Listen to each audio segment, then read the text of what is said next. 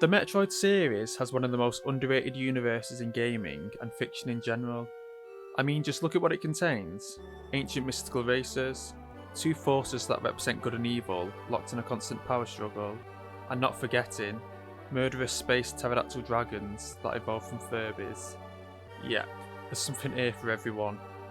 The series is most famous for creating its own genre, by allowing players to explore giant labyrinths with branching paths that open up more with every new ability collected.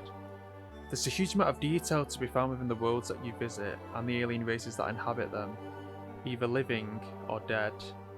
Mainly dead.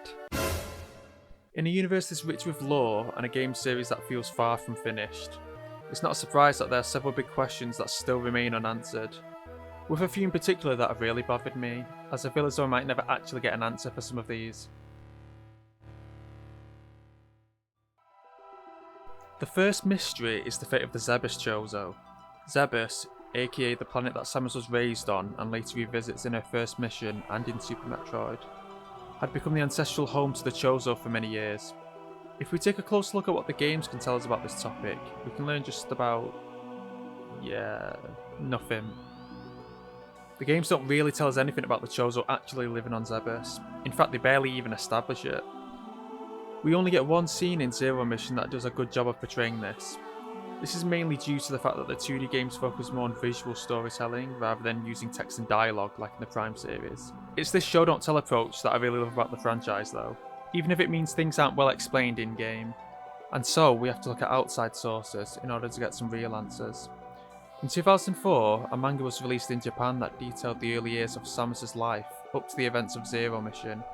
We actually learn a lot about Samus here, along with the discovery of the X-Parasites and the creation of the Metroid species. But more importantly, we learn a lot about the Chozo's history, including their time on Zebus. After raising and training Samus for years, they send her off to join the Federation Police. Shortly after this is when Mother Brain, a biological supercomputer created by the Chozo, goes rogue and takes over the planet with the help of the space pirates. Fortunately, they're saved by Samus and a few of her friends, including this gorilla man guy. With the help of the Federation, they manage to escape from Zebus and the pirates. The surviving Chozo comfort Samus and then take their leave, never to be seen again. They're never brought up again in both the manga and the games, so the question remains, what happened to them? The first theory is that they may have ascended. We know that the Chozo living on Talon 4 did this.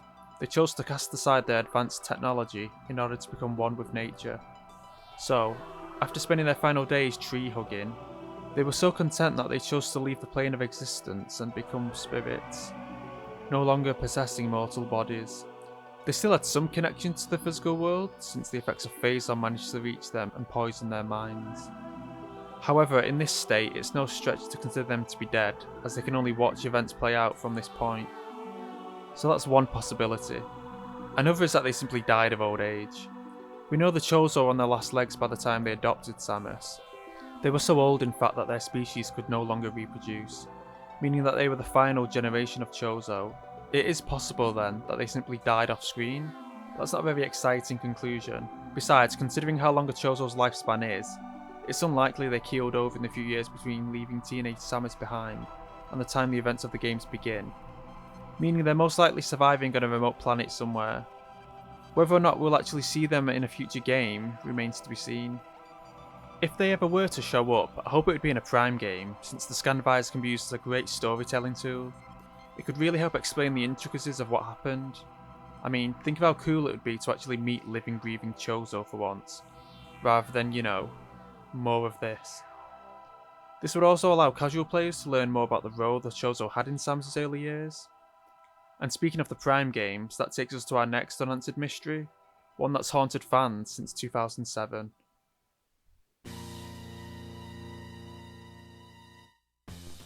In Metroid Prime Hunters, we're introduced to 6 other bounty hunters, all of whom are racing to claim an ultimate power that lies within the Limbic cluster. Out of the 6 new hunters introduced, Psylux in particular stands out due to their reappearance in future games, and because of the mystery that surrounds them. To be honest though, I have questions about all the hunters, like who was paid actual money to design this guy? And when exactly did Samus and Weevil first confront each other, resulting in Weevil's legs needing to be amputated and replaced? With that aside, the reason Psylux is considered the most mysterious hunter is because we know so little about them. I'm saying them because we don't even know what Psylux's gender is. Some fans believe that it's actually female, and while it would be pretty cool if the person under the high-tech suit of armour turned out to be a woman, I think a game from like the 80s already did something like that, so who knows. For the sake of this video though, I'm going to refer to Psylux as a he. Looking at the game manual for Metroid Prime Hunters does give us a few clues as to what Psylux's past may have been. Firstly, we know he wears a prototype suit of armour created by the Federation. He also despises the Federation, along with Samus, for assisting them. This gives us a huge clue to Psylux's background, as he was most likely a former member of the Galactic Federation. Now, he may just be a thief and happen to steal the armour, but considering that it's a prototype suggests he was more deeply involved in its inception. He may well have been used as a test subject by the Federation, or volunteered willingly. Either way, something caused him to escape with the armour and vow revenge upon the Federation. The most exciting thing about this theory is that we'll likely get answers for it in the upcoming Metroid Prime 4. Kensuke Tanabe, the director of the Prime series, has stated in past interviews that he wants to tell a story that focuses on Psylux and Samus. And if Federation Force's secret ending is anything to go by, we won't be waiting much longer for that. Unless of course Nintendo decides to reset the game's development again, just to further crush our souls. The final mystery is actually quite a new one. It comes from the recent Metroid 2 remake, Samus Returns, and focuses on the Chozo once again. This time, however, we see what appears to be a new group of Chozo coming to the aid of their brethren, situated on SR388. After the Chozo on SR388 created the Metroid species, the Metroids began to evolve and attack their creators. Where have I heard that before? The Chozo managed to contain the rampaging creatures and sent out a distress signal. After receiving the distress signal, an unknown group of Chozo arrived on the planet's surface, seemingly there to help rescue their distressed brethren. However, things quickly turned dark as it turns out the new arrivals are packing heat and slaughter the Chozo without mercy. Now there's a lot going on here and we have no information beyond these two images, so there's nothing much we can do besides speculate.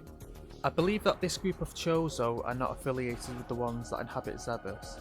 The reason for this is the fact that the Zebus Chozo became pacifists, meaning they could no longer commit any acts of violence. Sometime during their long history, the Chozo placed upon themselves a mental guard that causes them excruciating pain if they were to ever commit an act of violence. We see this best in the manga when Grey Voice attacks Mother Brain. The sheer act alone causes him to risk his own life. Because of this, it's highly unlikely that the violent Chozo we see here, slaughtering their own kind, are in any way connected to the Chozo that raised Samus. So where did they come from? Well, my theory is that in the distant past, when the Chozo decided to become a more peaceful species and place upon themselves this mental guard, there was a small minority who didn't agree with this, believing that they should maintain their power and influence throughout the universe. This group was either banished or left of their own accord to live how they wanted to live, and now they've resurfaced. For what reason, we don't yet know. It's also possible they stole a few Metroids from the surface of SR388 before leaving, as this would continue the Metroid storyline beyond Fusion. Now again, this is just all my speculation. We only have two images here, which can easily be interpreted in many different ways. My theory is probably going to be wrong when we do learn the truth, and I believe that we will in the next 2D Metroid, which Nintendo's probably already rushing out, to be honest. I mean, after the backlash Federation Force received, and how vocal people were on the internet about wanting traditional Metroid games back, I'm sure that the sales numbers of Samus Returns convinced them to immediately start development on this new game. It probably easily sold over 1 million copies. Oh.